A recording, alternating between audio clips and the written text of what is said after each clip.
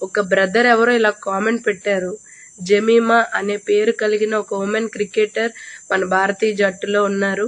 ఈరోజు ఆమె వల్ల టీం అంతా గెలిచింది.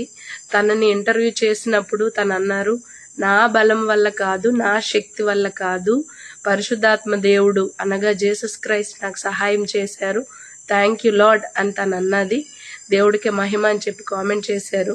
నా క్రికెట్ కోసం నాకు తెలియదు, నేను ఎప్పుడు చూడలేదు, కానీ ఆ మాటను పట్టుకొని నేను చూస్తే నిజంగానే ఆమె అలా అనడం నాకు చాలా సంతోషంగా అనిపించింది.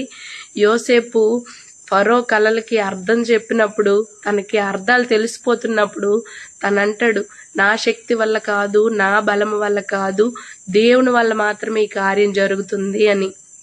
అయితే అంత భయంకరమైన పరిస్థితుల్లో చావు నుంచి దేవుడు లేపి ఒక గొప్ప ప్రధానిలాగా తన నుంచోబెట్టాడు. అయితే దేవుడు చేసిన కార్యం అని తనను తాను గొప్ప చేసుకోకుండా దేవుడినే గొప్ప చేశాడు యోసేపు. తన జీవితం అంతా ఎంతగా దేవుడి కృతజ్ఞుడై ఉన్నాడో, ఎంత భయపడి ఉన్నాడో మనం ఆయన జీవితం అంతా చూడొచ్చు. అయితే ఈవిడ వల్ల నాకు యోసేపు గుర్తొచ్చాడు.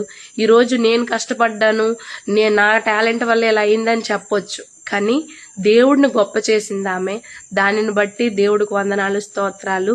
God bless you Jemimah. మన ఇండియాకి ఇంకా మంచి పేరు తీసుకురావాలని హృదయపూర్వకంగా నేను కోరుకుంటున్నాను. Thank you.